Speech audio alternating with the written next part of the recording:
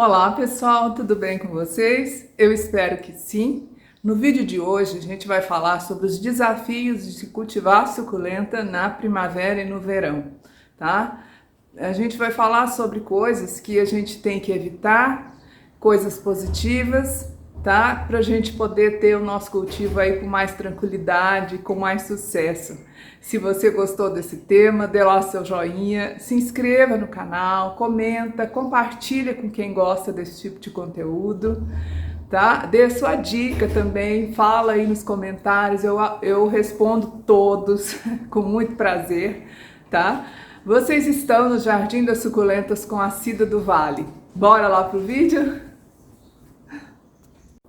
Bom, em primeiro lugar, né, gente, a gente tem que entender quais são as necessidades das suculentas agora nessa mudança de estação, né?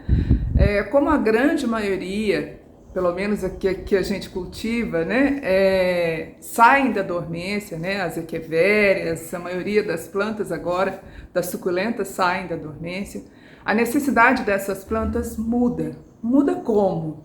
Né? Elas precisam agora ser adubadas, se refazer alguns arranjos, né? Eu já refiz a grande maioria dos arranjos, por quê?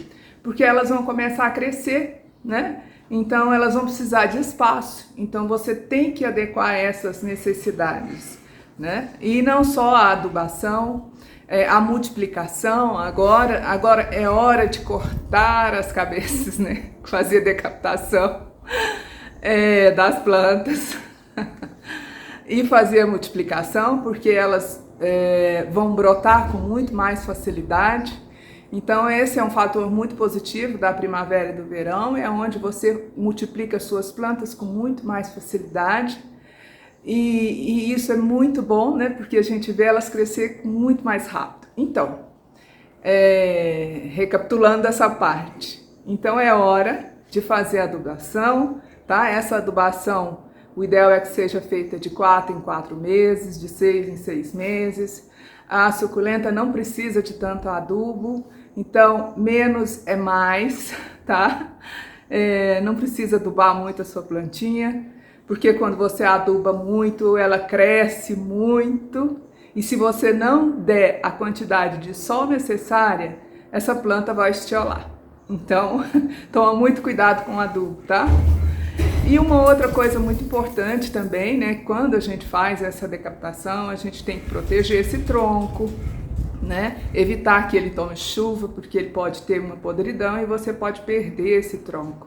E em relação à mudança de vaso, né? Para que a planta cresça mais, se você não for fazer essa mudança também, você pode simplesmente afofar esse substrato, acrescentar um pouco mais de substrato e aí sim colocar o adubo e deixar essa menina crescer, porque é a hora que ela vai desenvolver, né? E vai ficar muito bonita, né? Então essa é uma parte muito positiva dessa época desafiadora. E uma outra questão muito importante que muda totalmente, né? É a questão das regas.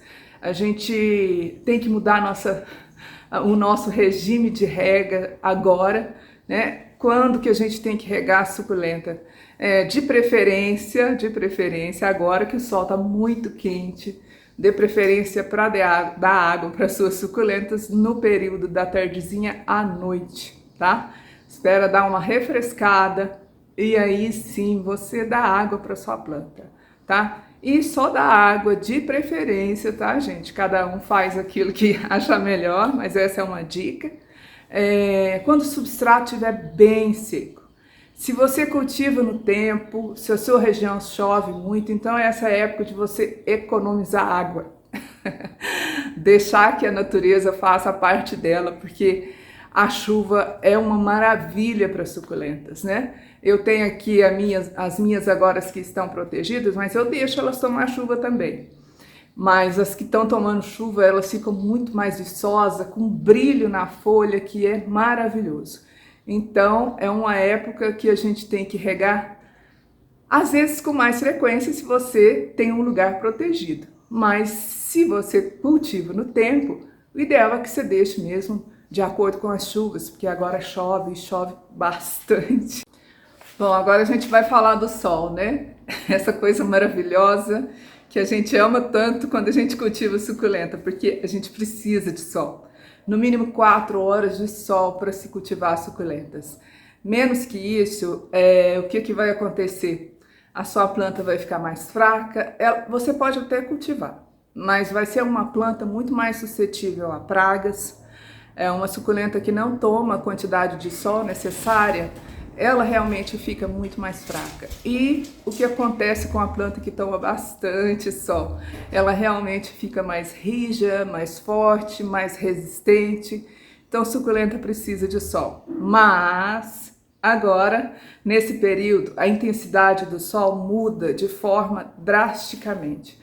E o que a gente tem que fazer, né, para minimizar esses problemas da luz intensa de sol agora na primavera? Bom, eu ano passado usava um sombrite de 50%. E esse ano, gente, eu fiz essa mudança no início do ano. Eu fiz essa mudança, acho que foi em fevereiro, eu coloquei o sombrite vermelho de 30%. E aí agora começou a primavera, e o que aconteceu? Como meu sol aqui é um sol muito quente, eu moro no Triângulo Mineiro, as minhas plantas não estão acostumadas com esse sol por 2 motivos. Primeiro, porque o sol do outono é muito ameno, né? E aí vem aquele solão da primavera, mesmo as suculentas que estavam adaptadas sofrem, então minhas plantas começaram a queimar. Então agora eu vou ter que colocar mais um sombrite aqui, né, para proteger as minhas meninas, porque as que tomam sol o dia inteiro estão queimando, né? Estão queimando mesmo. Eu já perdi não, porque elas não queimaram o miolo, mas 3 madibas queimaram, mas queimaram bem. Então toma muito cuidado com a madiba, porque por mais que ela pareça que seja resistente com as folhas fortes, né? Não é folha fina, a madiba queima muito quando ela toma muito sol. E o sol agora, né? A gente agora tem um sol que dura muito mais tempo, né? No inverno a gente tem menos horas de sol e agora na primavera a quantidade de luz solar é maior. Então, tudo isso faz uma mudança muito forte na planta. No primeiro momento, ela até perde um pouco da coloração. Eu não sei se é isso que acontece aí com vocês, mas as minhas ficaram um pouco sentidas, assim, com o sol assim mais forte, né? Então, é muito importante, se você tiver condições, colocar uma proteção, tá? Para suculentas agora nessa época do ano. Esse eu acho que é o maior desafio, né, que a gente enfrenta agora nessa mudança de estação, né, que é o sol com mais intensidade, com mais durabilidade, que ele dura muito. Então, eu acho que é o mais difícil agora nessa estação. Então, se tiver condições, proteja, tá? Eu sei que isso não está acontecendo só aqui no Brasil, está acontecendo em outros lugares também. As pessoas estão tendo problema, mesmo as pessoas que estão no outono em outras áreas do mundo. E então vamos proteger, porque o sol, eu não sei vocês aí, mas eu sou das pessoas antigas. Quando eu era jovem o sol não queimava tanto, mas agora ele está queimando muito, né? A gente já sabe por quê, não vamos entrar nessa questão, mas vamos nos adequar às necessidades das nossas plantas, né? Protegendo-as e dando uma condição necessária para que elas fiquem bem. Bom, e agora vamos falar de um assunto que rende agora nessa época do ano, que são as pragas, né? Na realidade, como a grande maioria das suculentas, né, saem da dormência e ficam em pleno desenvolvimento, essas plantas, elas vão produzir muito mais nutriente, e aí esses nutrientes são atrativos para os predadores, né? E qual que é o nosso desafio aí, é combater essas pragas, né? Em primeiro lugar, gente, o que eu acho mais difícil de combater agora, nessa época do ano, são o fungo do olho negro, tá? Eu acho difícil, assim, não é tão difícil quanto a podridão de caule, mas a podridão de caule eu vou passar uma coisinha aí que tá me ajudando bastante aqui. Vamos falar do olho negro. O olho negro, ele é difícil porque ele se dissemina com muito mais facilidade. e como às vezes ele dá embaixo da folha, você não vê, quando você percebe, você já está com toda a sua coleção infestada do olho negro, né? Ele não chega a matar tão rapidamente a planta, mas ele danifica bastante, e o que mais me assusta é justamente o que eu disse, que é a multiplicação, como que ele se prolifera, ele solta os esporos, né? E isso vai passando de uma planta para outra numa rapidez muito grande. Então você tem que agir rápido, né? Quando vê aquele pontinho preto, eu vou deixar uma foto aí para vocês, aí você tem que agir rápido.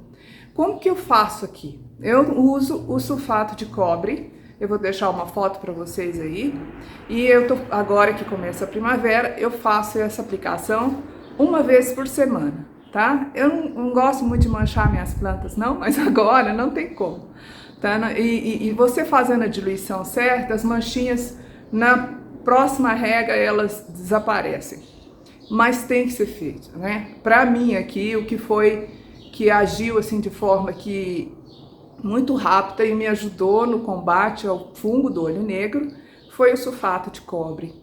Então eu recomendo, se você tiver condições de fazer isso, tá? Só toma cuidado, porque se você for usar o sulfato de cobre, esse que eu tô passando para vocês, toma muito cuidado, porque tem que ser feita essa aplicação durante a noite, tá? E se durante o dia você perceber que ficou alguma coisa nas folhas muito forte, dá uma regada na planta para tirar, porque pode queimar a sua planta, tá? E se você for usar outro tipo de calda bordaleza, um outro tipo de produto, esses aí tem que tomar mais cuidado ainda, porque tem um pozinho, e aí esse pozinho é muito fácil dele ficar lá na planta e pode queimar a sua planta toda. Então, eficiente para mim combater fungo do olho negro foi o sulfato de cobre, tá? Outra praga terrível também são as ferrugens, né, que são muito fortes nas crástulas, mas eu realmente não dou tempo para ela, não dou tempo. O sulfato de cobre que eu tinha falado não resolve esse problema, não.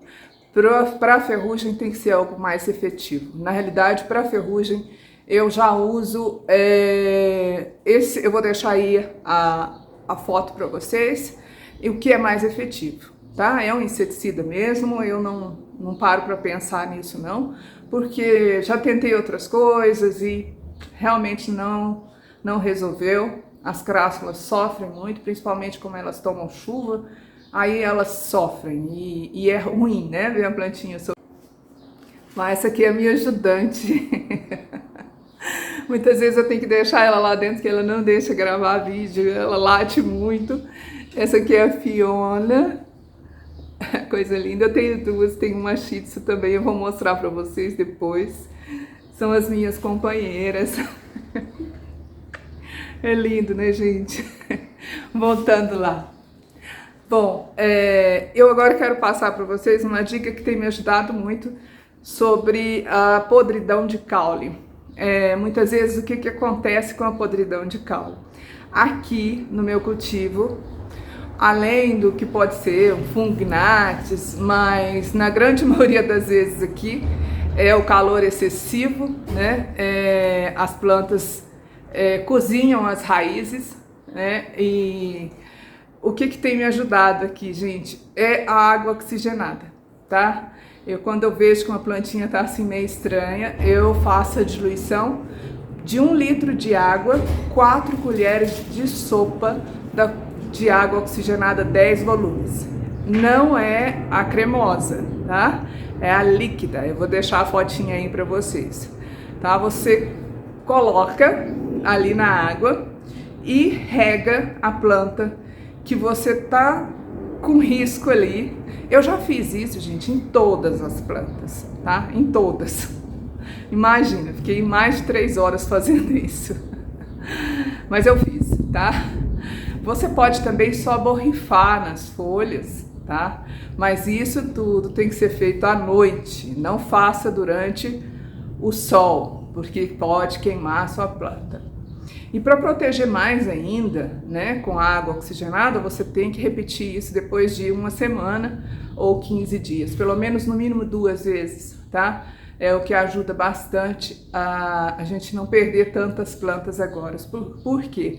A água oxigenada ajuda, né? Quando ela entra em contato com o solo, ela ajuda, ela se transforma em oxigênio. E o que uma praga ela não quer? Ela não quer oxigênio ali dentro, ela quer um ambiente onde ela possa ficar à vontade para poder matar nossas plantas, né? É um pouco mais definido isso, eu estou só simplificando para vocês, tá? Então, ela ajuda na oxigenação das raízes, tá? E ajuda a matar essas pragas, porque as pragas não gostam de oxigênio, né? Então, a água oxigenada é muito boa para prevenir podridão de caule agora nessa época. Nas folhagens também você pode fazer essa aplicação quando tiver algum tipo de fungo, mas aí você faz borrifado, né? Essa é uma dica que eu acho muito importante, né? Essa descoberta da água oxigenada no auxílio com as plantas é muito importante, tá? Não se esquecendo de fazer a diluição correta, porque se você fizer isso erradamente, aí você não vai ter um resultado positivo, né? Eu tô falando isso porque eu já fiz, então não faça como eu, faça certinho para que dê tudo certo. Bom, esse aqui é meu outro bebê, essa aqui é a Catarina. Ela diz muito bem do nome dela, porque ela é uma Catarina mesmo, ela tem uma personalidade forte, né, bebê? Essas são as minhas crianças. Os pets ajudam muito a gente, né? São eternas companhias, estão aqui sempre do lado, tá? O vídeo de hoje, gente, era sobre isso, tá? Eu quero que vocês tenham muito sucesso, tá? Que as suculentas tragam muita alegria para vocês, assim como trazem para mim, tá? Eu espero que vocês fiquem bem, tá? Fiquem com Deus e até a próxima. Tchau, tchau.